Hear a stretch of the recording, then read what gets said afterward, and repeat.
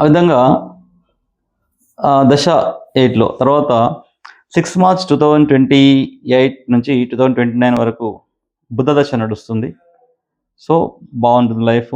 తర్వాత 6 మార్చ్ 2029 నుంచి 2030 వరకు ఎమోషన్ అంటే తన యొక్క లైఫ్లో కొన్ని బాధాకరమైన సంఘటనలు జరగవచ్చు. ఇంట్లో ఏదైనా అంటే ట్రాజెడీ జరిగే అవకాశాలు ఉన్నాయి. సో ఎమోషనల్ థింకింగ్ అనేది ఉంటుంది కాబట్టి అది ప్రాబ్లం. మళ్ళీ 6th మార్చ్ 30 నుంచి 31 వరకు కూడా ఓకే. ఎందుకంటే 88 రావడం ఆమెకు ఒక ప్లస్‌గా ఉండొచ్చు. ఆ తర్వాత చూస్తే 31, 32 కేతు దశలో ఉంది. 32, 33 రాహు దశలో ఉంది. 33, 34 మళ్ళీ కేతు దశలో ఉంది. అంటే ఈ 3 ఇయర్స్ కంప్లీట్ సినిమాలన్నీ ఫ్లాప్ అవుతాయి.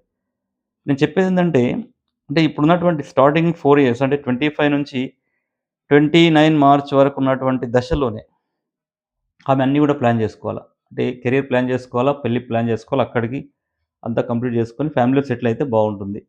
ఎందుకంటే ఆమెకి బ్రేకప్స్ ఉన్నాయి. అది ఆఫ్‌కోర్స్ రిలేషన్‌షిప్ బ్రేకప్ కావచ్చు, మ్యారేజ్ బ్రేకప్ కావచ్చు. బట్ అవి కనిపిస్తున్నాయి కాబట్టి she should be very careful.